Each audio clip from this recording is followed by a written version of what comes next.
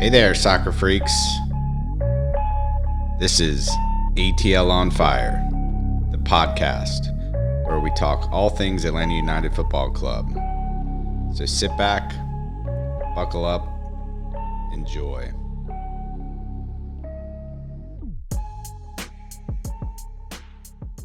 Well, we had a soccer game last night for Atlanta United, Dave. I don't know if you were able to watch it. It was blacked out. Hopefully we don't want to talk about that, right? We just want to jump right into a better team in Seattle. I'm just going to go – I'm going to go into my rant, which I think it may have been a rant in the past, which is I missed my cable bill that went up. It was like $240 and just went up. At least I could watch what I wanted to watch. Now I'm crying uncle on all the apps that I forget how to log into, and then like jumping through hoops. It's exhausting. I was so frustrated trying to figure out how to watch the game. And to fill in my cousin David here, you know, in Atlanta, there's wars going on between our Fox Sports Network and all of the cut the cord, the YouTube television, Hulu, whatever. And so they've now put all the Fox Sports onto a new app called Bally Sports. It's awful.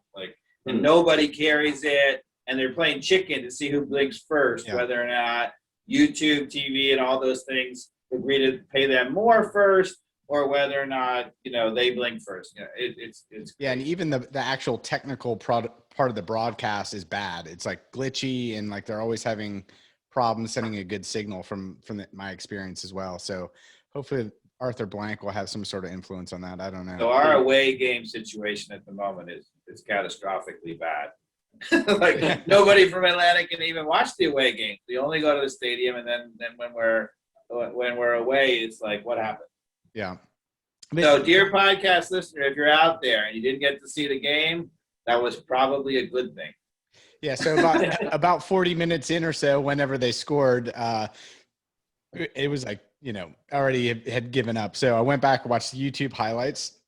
Yeah. And I don't know, Dave, if you were able to see it or see the highlights, but I have a couple notes. It was the goals were pretty bad in terms of the way we gave them up. The first one, Mo Adams, who's not a regular starter. I guess he was playing in Sosa's spot there. Is that right? Yeah. Well, why was Sosa not available? You know? I don't know. Like I said, I didn't hear the broadcast, so I don't know what the reason Actually, is. This is a good moment we can bring in David. So at Atlanta United, one of our big criticisms of the club is they give us zero information about injuries. So I believe that Sosa got injured in training, but they don't even tell you that. They're just like, oh, he didn't show up on the flight, right? They tell you nothing about the injury. Did they tell you stuff about injury? Not, you know, Brian Schmetzer, the head coach for the Sounders, does press conferences here and there, and he'll tell you that you know, someone's injured and they're on the mend, they're getting better, but you don't get a lot of details about what the injury is. So yeah, so that kind of sounds pretty similar. It's pretty similar. Yeah. Ours is terrible. They're like, you know, they'll have a player will be injured for months, and they're like, they don't tell you when they're coming back. They don't tell you what. We had one of our star players injured, and they didn't tell us for months even what the injury was. Like, they wouldn't even tell you what it was that he injured. Like, was it a hamstring? Was nothing. Yeah. And that's, you know, even when you go to the press conferences, I mean, the fact that we have a Spanish speaking coach, it's a little hard to get through as well, because they do the double translation and double the you know, so it's a little hard to watch the press conferences and have the patience too. But Mo Adams on that first goal basically just got beat man on man to begin with. And then if I recall, you know, there's some other people didn't close down whoever the guy was who took the shot, and it deflected off somebody's foot and then kind of arced over Brad Guzan and went in. Is that right, Dave, if I'm remembering? Yeah, it was a bad deflection. But I have to say, when I watched, I really thought that Anton Walkes was at 6th and 7th. Like, his ability to sense the danger in the back it's not good. So what do you got there? Yeah, the first he's my next two, which is Anton Walkes. Let's hear it. So the second goal, Anton Walkes plays a terrible ball across the field. Oh yeah, that was really that bad. Got easily poached, and then they came in and scored on that one. And then the third one was your classic point about Anton Walkes not reading the danger. It was a ball that got crossed over. He actually got back, and a guy ran behind him, and he literally never even knew the danger was behind him, and it went right over his head. And the other defender, whoever it was, Lennon or somebody trying to get back, couldn't catch up. But it was really Anton Walkes' opportunity to read that danger and never even saw it go over his head to the other player. So he just got back into wasted space, and I think that was the third goal. So Anton Walkes was not great in that game. So I'm hoping for a 4th of July present that Alan Franco, our new Argentinian center back, turns out to actually be good and healthy and maybe play. Yeah.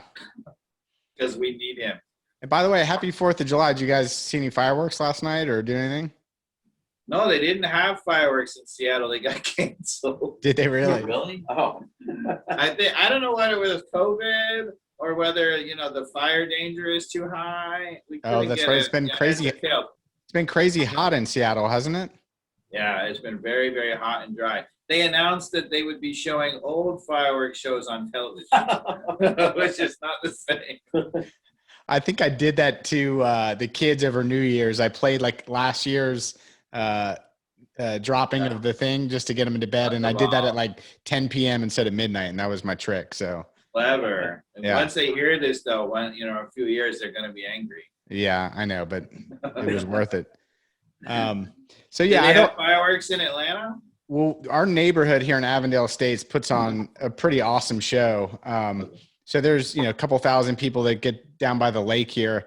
And last night, I don't know if they had a surplus of fireworks from last year, but it was by far like the most epic fireworks finale that they've had. At one point, I actually thought something went wrong and the trees were on fire. That's how good it was. I mean, it really wasn't. Yeah.